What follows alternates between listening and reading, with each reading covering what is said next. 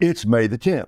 Let's read the Bible. Friends, welcome back to this year-long journey from Genesis to Revelation in just 1 year. Thank you for being part of this journey through the Word of God. We got on the Bible bus on January the 1st, and by God's grace, we're going to hop off the Bible bus on December the 31st at the end of the book of Revelation. Now, here we are, early days of the month of May. We're deep in the book of 2 Samuel. Remember the simple outline I gave you for this wonderful book. It's all about David, his rise, his sin, his trouble, his end. Today, we're going to come to the end of the trouble portion of this book. When last we read together, David's just learned that his beloved son Absalom, who had led a rebellion against him, Absalom is dead. David's heart is broken. Now we pick up the story, 2 Samuel 19, and we pray, Lord, as always, please open the eyes of our heart that we might behold wonderful things from your word. 2 Samuel 19. It was reported to Joab, the king is weeping. He's mourning over Absalom. That day's victory was turned into mourning for all the troops, because on that day, the troops heard the king is grieving over his son. So they returned to the city quietly that day, like troops coming in when they are humiliated after fleeing in battle.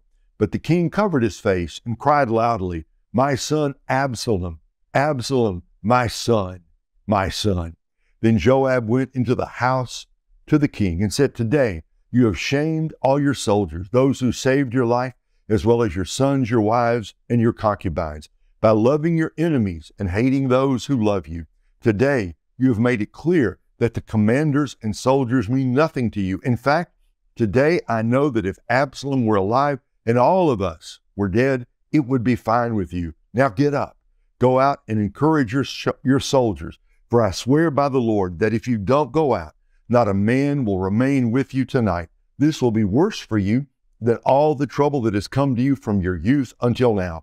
So the king got up and sat in the city gate, and all the people were told, "Look, the king is sitting in the city gate."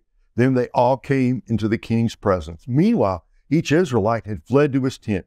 People throughout all the tribes of Israel were arguing among themselves, saying, "The king rescued us from the grasp of our enemies, and he saved us from the grasp of the Philistines.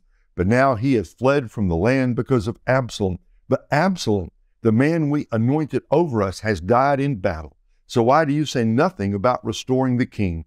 King David sent word to the priests, Zadok and Abiathar, "Say to the elders of Judah, why should you be the last to restore the king to his palace? The talk of all Israel has reached the king at his house. You are my brothers, my flesh and blood. So why should you be the last to restore the king? And tell Amasa, aren't you my flesh and blood?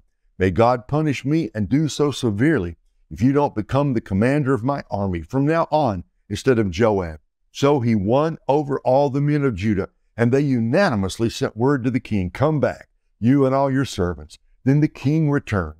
When he arrived at the Jordan, Judah came to Gilgal to meet the king and to escort him across the Jordan. Shimei, son of Gera, the Benjaminite from Bahurim, hurried down with the men of Judah to meet King David. There were 1,000 men from Benjamin with him. Ziba, an attendant from the house of Saul, with his 15 sons and 20 servants, also rushed down to the Jordan ahead of the king. They forded the Jordan to bring the king's household across and do whatever the king desired. But Shimei, son of Gera, crossed the Jordan. He fell face down before the king and said to him, "My lord, don't hold me guilty and don't remember your servant's wrongdoing on the day my lord the king left Jerusalem. May the king not take it to heart, for your servant knows that I have sinned. But look, today I am the first one of the entire house of Joseph to come down and meet my lord the king." Abishai, son of Zeruiah, asked, "Shouldn't Shimei be put to death for this, because he cursed the Lord's anointed?" David answered, "Sons of Zeruiah, do we agree on anything? Have you become my adversary today? Should any man be killed in Israel today, am I not aware that today I am king over Israel?" So the king said to Shimei, "You will not die." Then the king gave him his oath. Mephibosheth, Saul's grandson, also went down to meet the king. He had not taken care of his feet, trimmed his mustache, or washed his clothes from the day the king left until the day he returned safely. When he came from Jerusalem to meet the king asked him, Mephibosheth, why didn't you come with me? My lord the king, he replied, my servant Ziba betrayed me. Actually, your servant said, I'll saddle the donkey for myself so that I may ride it and go with the king, for your servant is lame. Ziba slandered your servant to my lord the king, but my lord the king is like the angel of God. Do whatever you think best. For my grandfather's entire family deserves death from my lord the king, but you set your servant among those who eat at your table. So, what further right do I have to keep on making appeals to the king? The king said to him, why keep on speaking about these matters of yours? I hereby declare you and Ziba are to divide the land. Mephibosheth said to the king, instead, since my lord the king has come to his palace safely, let Ziba take it all. Barzillai the Gileadite had come down from Rogelim and accompanied the king to the Jordan River to see him off at the Jordan. Barzillai was a very old man, 80 years old, and since he was a very wealthy man, he had provided for the needs of the king while he stayed at Mahanaim. The king said to Barzillai, cross over with me, and I'll provide for you at my side in Jerusalem. Barzillai said to the king, how many years of my life are left that I should go up to Jerusalem with the king? I'm now 80 years old. Can I discern what is pleasant and what is not? Can your servant taste what he eats or drinks? Can I still hear the voice of male and female singers? Why should your servant be an added burden to my lord the king? Since your servant is only going with the king a little way across the Jordan, why should the king repay me with such a reward? Please let your servant return so that I may die in my own city near the tomb of my father and mother. But here is your servant Chimham. Let him cross over with my lord the king. Do for him what seems good to you. The king replied, Chimham will cross over with me, and I will do for him what seems good to you. Whatever you desire from me, I will do for you. So all the people crossed the Jordan. Then the king crossed. The king kissed Barzillai and blessed him. Barzillai returned to his home. The king went on to Gilgal, and Chimham went with him.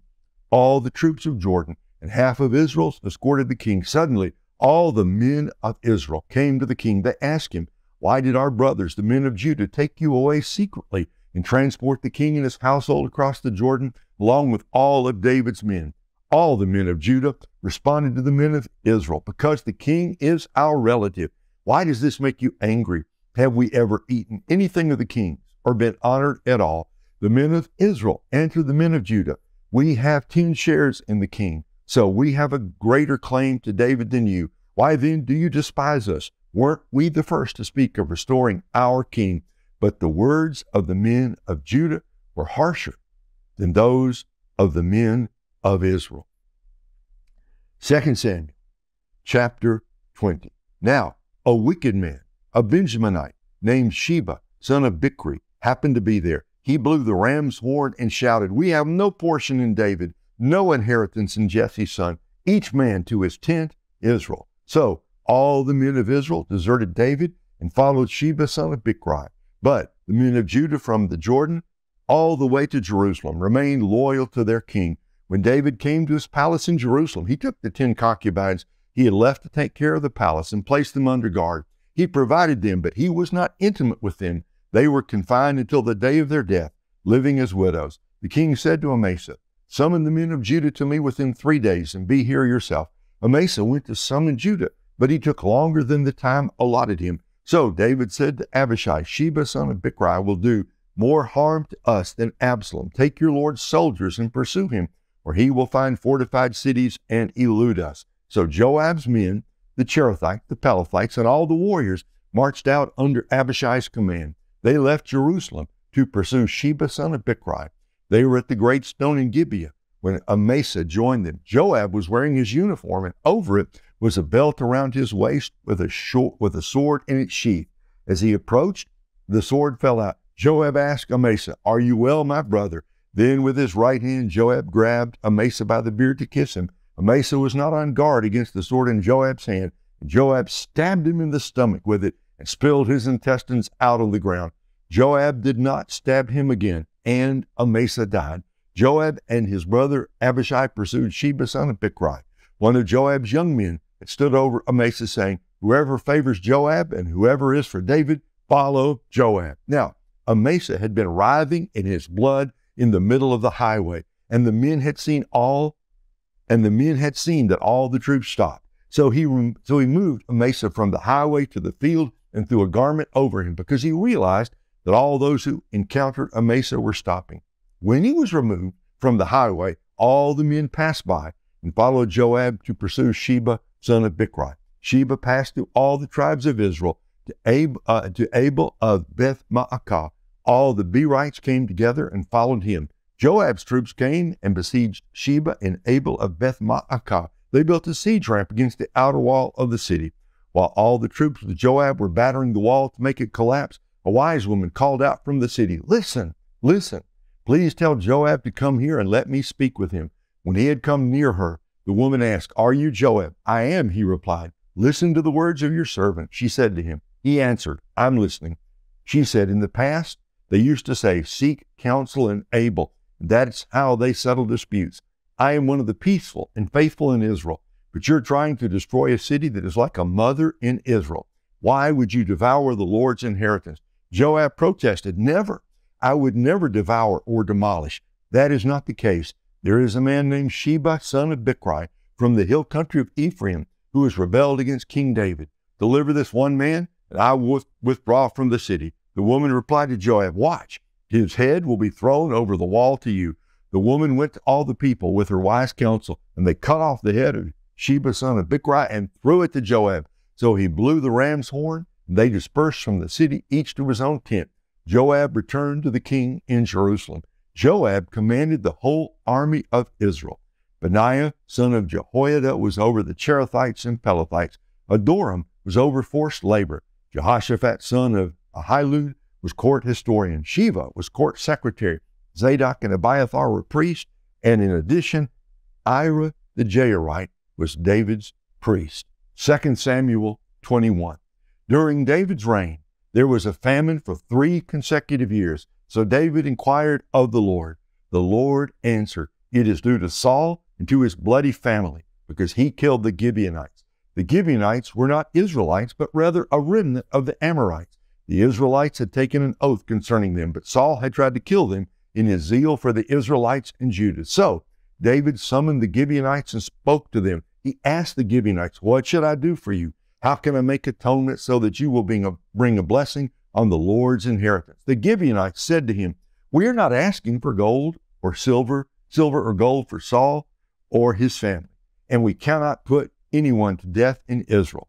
Whatever you say, I will do for you," he said. They replied to the king, "As for the man who annihilated us and plotted to destroy us, so we would not exist within the whole territory of Israel, let 7 of his male descendants be handed over to us, so we may hang them in the presence of the Lord at Gibeah of Saul, the Lord's chosen." The king answered, "I will hand them over." David spared Mephibosheth, the son of Saul's son Jonathan, because of the oath of the Lord that was between David and Jonathan, Saul's son. But the king took Armani and Mephibosheth, who were the 2 sons whom Rizpah, son of Ai, had borne to Saul, and of the 5 sons whom Merab, daughter of Saul, had borne to Adriel, son of Barzillai, the Meholathite, and handed them over to the Gibeonites. They hanged them on the hill in the presence of the Lord. The 7 of them died together. They were executed in the first days of the harvest at the beginning of the barley harvest. Rizpah, Ai's daughter, took sackcloth and spread it out for herself on the rock from the beginning of the harvest until the rain poured down from heaven on the bodies. She kept the birds of the sky from them by day and the wild animals by night. When it was reported to David what Saul's concubine Rizpah, daughter of Ai, had done, he went and got the bones of Saul and his son Jonathan from the citizens of Jabesh Gilead. They had stolen them from the public square of Bethshan, where the Philistines had hung the bodies the day the Philistines killed Saul at Gilboa. David had the bones brought from there. They gathered up the bones of Saul's family who had been hanged, burned the bones of Saul and his son Jonathan at Zelah in the land of Benjamin, in the tomb of Saul's father Kish. They did everything the king commanded. After this, God was receptive to prayer for the land. The Philistines again waged war against Israel. David went down with his soldiers, and they fought against the Philistines, but David became exhausted. Then Ishbi-Benob, one of the descendants of the giant whose bronze spear weighed about 8 pounds, and who wore new armor, intended to kill David. But Abishai, son of Zeruiah, came to his aid, struck the Philistine, and killed him. Then David's men swore to him, "You must never again go out with us to battle. You must not extinguish the lamp of Israel." After this, there was another battle with the Philistines at Gob. At that time, Shibachai the Hushathite killed Saph, who was one of the descendants of the giant. Once again, there was a battle with the Philistines at Gob, and Elhanan, son of Jaarah-Oregim, the Bethlehemite, killed Goliath of Gath. The shaft of his spear was like a weaver's beam. At Gath, there was still another battle. A huge man was there, with 6 fingers on each hand and 6 toes on each foot, 24 in all. He too was descended from the giant. When he taunted Israel, Jonathan, son of David's brother Shimei, killed him. These 4 were descended from the giant in Gath and were killed by David and his soldiers. 1 Samuel 22. David spoke the words of this song to the Lord on the day the Lord rescued him from the grasp of all of his enemies and from the grasp of Saul. He said, "The Lord is my rock, my fortress, and my deliverer, my God, my rock where I seek refuge, my shield, the horn of my salvation, my stronghold, my refuge, and my Savior. You saved me from violence. I called to the Lord, who is worthy of praise, and I was saved from my enemies. For the waves of death engulfed me. The torrents of destruction terrified me. The ropes of Sheol entangled me. The snares of death confronted me. I called to the Lord in my distress. I called to my God. From his temple he heard my voice. My cry for help reached his ears. Then the earth shook and quaked. The foundations of the heavens trembled. They shook because he burned with anger. Smoke rose from his nostrils, and consuming fire came from his mouth. Coals were set ablaze by it. He bent the heavens and came down. Total darkness beneath his feet. He rode on a cherub and flew soaring on the wings of the wind. He made darkness a canopy around him, a gathering of water and thick clouds. From the radiance of his presence, blazing coals were ignited. The Lord thundered from heaven. The Most High made his voice heard. He shot arrows and scattered them. He hurled lightning bolts and routed them. The depths of the sea became visible. The foundations of the world were exposed at the rebuke of the Lord, at the breath of his nostrils. He reached down from on high and took hold of me. He pulled me out of deep water. He rescued me from my powerful enemy and from those who hated me, for they were too strong for me. They confronted me in the day of my calamity, but the Lord was my support. He brought me out to a spacious place. He rescued me because he delighted in me. The Lord rewarded me according to my righteousness. He repaid me according to the cleanness of my hands. For I have kept the ways of the Lord and have not turned from my God to wickedness. Indeed, I let all his ordinances guide me and have not disregarded his statutes. I was blameless before him and kept myself from my iniquity. So the Lord repaid me according to my righteousness, according to my cleanness in his sight. With the faithful, you prove yourself faithful. With the blameless, you prove yourself blameless. With the pure, you prove yourself pure. But with the crooked, you prove yourself shrewd. You rescue an oppressed people, but your eyes are set against the proud. You humble them. Lord, you are my lamp. The Lord illuminates my darkness. With you I can attack a barricade. With my God I can leap over a wall. God, his way is perfect. The word of the Lord is pure. He is a shield to all who take refuge in him. For who is God besides the Lord? And who is a rock? Only our God. God is my strong refuge. He makes my way perfect. He makes my feet like the feet of a deer and sets me securely on the heights. He trains my hands for war. My arms can bend a bow of bronze. You have given me the shield of your salvation. Your help exalts me. You make a spacious place beneath me for my steps, and my ankles do not give way. I pursue my enemies and destroy them. I do not turn back until they are wiped out. I wipe them out and crush them, and they do not rise. They fall beneath my feet. You have clothed me with strength for battle. You subdue my adversaries beneath me. You have made my enemies retreat before me. I annihilate those who hate me. They look, but there is no one to save them. They look to the Lord, but he does not answer them. I pulverize them like dust of the earth. I crush them and trample them like mud in the streets. You have freed me from the feuds among my people. You have preserved me as head of nations. A people I had not known serve me. Foreigners submit to me cringing. As soon as they hear, they obey me. Foreigners lose heart and come trembling from their fortifications. The Lord lives. Blessed be my rock. God, the God of my salvation, is exalted. God, he grants me vengeance and casts down peoples under me.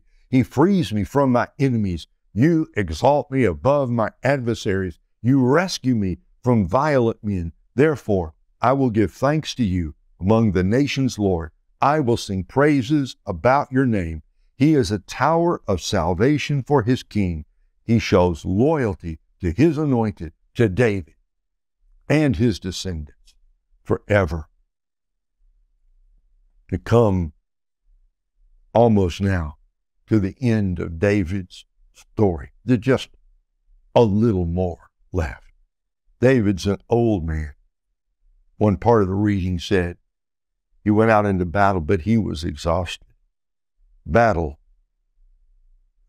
for the soldier, that's a young man's game. The old man really doesn't have a place out there. It's too dangerous. That's why they didn't want David out there in the middle of the battle. Here at the end of his life. You know, I read this story, I think about all that we've read, not just today, but the last few days. One thing that's been consistent about David from the beginning until now, for all his faults, and it's recorded in the Bible, there's some trickeration going on and some deceiving of other people going on. It's all recorded there. We can read it. But this much is true. David always loved his enemies. David was quick to forgive. David was quick to forget when he needed to forget. He was quick to show love to Saul, to his family, to his descendants, Mephibosheth. David, even when Shimei was cursing him, he wouldn't, when he had a chance, after all that was over and he had a chance to put Shimei to death, he wouldn't do it. He wouldn't do it. Why? Because he had a great God. He had a great God. How big is your God? Friends, if we're going to make it through the day, we need David's God. We need the big God of the Bible. So let us then do as David did. Let us say, the Lord lives. Blessed be my rock. Blessed be the God of my salvation. Go out, friends, and have a wonderful day because we serve a wonderful, almighty, sovereign God. And in the knowledge that that God is our God, David's God is our God, go out and have a wonderful day serving the Lord. Come back tomorrow. We're going to come to the end of 2 Samuel. God bless. See you then.